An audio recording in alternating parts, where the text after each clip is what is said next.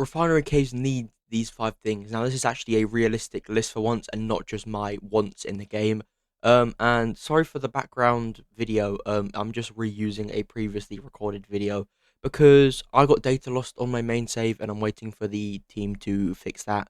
So I don't really want to make any progress on that because it just seems a bit pointless. But let's jump straight in. Okay, so the first thing I believe that they need is, well, like I just said, they need to fix the data loss. This is one thing that really needs to happen. It is one of the main things people complain about in the game is the data loss. Now, I know that they are trying to fix it. They're trying very so hard. We just cannot figure out how to actually fix it. They cannot figure out what the reason is.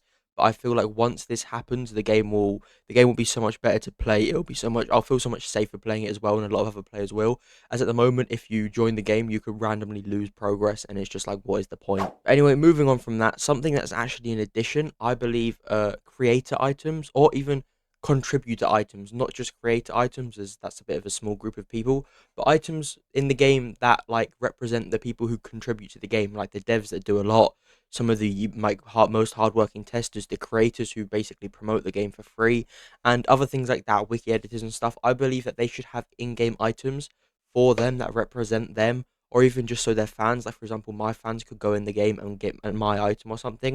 And I was thinking Thrawiels, whatever it's called, Pengu, don't have a go at me. That's probably the simplest way to do it. You could throw them all in like a mystery box someone can buy. Let's say you go to like UCS, buy a mystery box for 20,000, you can open it and you get one of these random Throws. Maybe have some like rare runs or something, also adding into like a Throw mystery box kind of thing. I feel like that's just a great addition. One, to tie the community closer together with the people who make the game happen and stuff like that. And two, just to add the mystery book, the Throw mystery boxes. I think that's a good idea, and this is just a better way to like implement that in, giving it more of a purpose than just the mystery box aspect. Now, the third thing, which I've realized I'm going quite quickly through this video. This is kind of a filler video. I haven't been feeling the greatest recently, so I just wanted to get a video out there for you guys to watch, and you guys did vote for this to be the next video. But the third thing, I feel like they need to add the Mammoth. Now, if you don't know what the Mammoth is, I'll put a picture up on his screen now. It's kind of like a Taurus, but instead of it being like a normal American style looking truck with the engine in front of the cab, it's a cab in front truck, so the cab's like in front of the engine, and then it's got that tipper style beg like the Taurus and like the Pebble. However, it's basically just an elongated Taurus, which I feel like is something the game needs, as at the moment the jump between the Taurus and the Pebble is massive. Genuinely, you get the Taurus and you won't get the Pebble for at least tens of hours after you unlock the Taurus, and I feel like this could be like a great middle ground. Maybe something where you don't need to do a quest, something where you just go and buy it. I say Aurora's automation with that new garage area they've added for the quest could be a great place to put it. And also, it's already fully modeled and everything. They literally just need to put it in the game and make it viable. And I'd say maybe 150,000, which is right in the middle between the Taurus and the Pebble, I'm pretty sure. And I feel like it'd just be a great like addition to the game, and it also add for a quick and easy update one of these weeks if they can't figure out like some good content to add.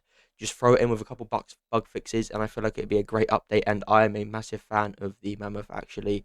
And also, it's just more useful than the Pebble because it could be slightly faster than the Pebble, basically the same speed as the Taurus, and it's just got that slightly more like storage space, and it can actually fit in caves like the Cobalt Cave and stuff. So yeah, I think that'd be a great addition. Now, the fourth thing I think that should be done, is a rebalance of the game. Now, this is a less realistic thing.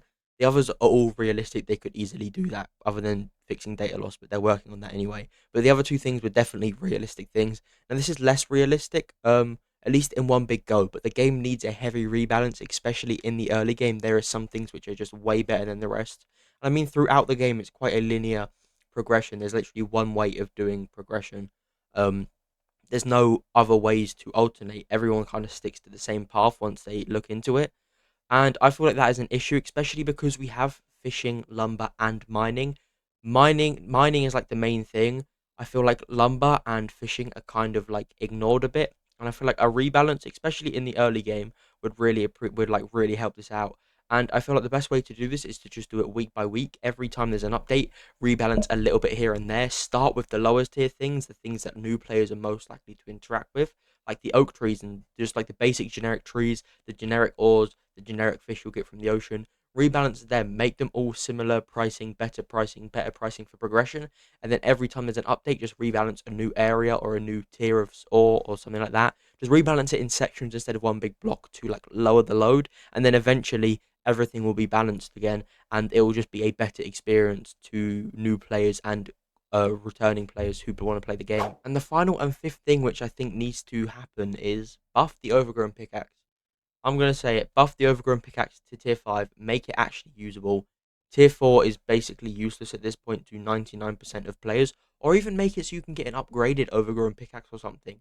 Do the same for the jet pickaxe as well. And add more tools that require quests.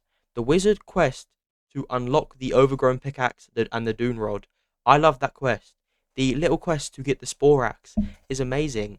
I've never done the jet axe quest, the jet pickaxe quest. That one's kind of I don't really like it, but tools like that are great in the game. It gives players something to do, especially when you don't spoon feed it through the quest tab. If you make them actually have to like explore and figure out how to do it, I think is best.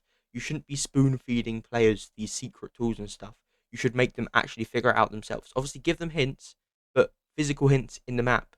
Maybe a piece of writing on the floor or a letter on the floor, and then it says like there's a mysterious man in the lush cave or whatever. So then they go down there and investigate and then find the wizard and then go on to do his quest. I feel like that is better than just spoon feeding it in the quest tab. You click on the quest tab, go talk to the wizard. Oh, I'll go do that then. Like, what's the point in that? That's not no exploration, no excitement to actually figure out what's going on. It just tells you what to do, and I feel like that is a big issue in the game. So it's more of a whole quest overhaul than pickaxe. But my main thing is buff those pickaxes to make them actually usable. Now, I have a lot more ideas which I could just splurge out right now, but I don't want to make this video really long. So if you do want to see another video like this, make sure you like and subscribe. And if you like my tutorials and stuff like that, also like and subscribe. We are trying to reach 2,000 subscribers before the end of the year, which we currently are still on track to do. So thank you very much for that. And yeah, I will see you guys in the next video. Goodbye.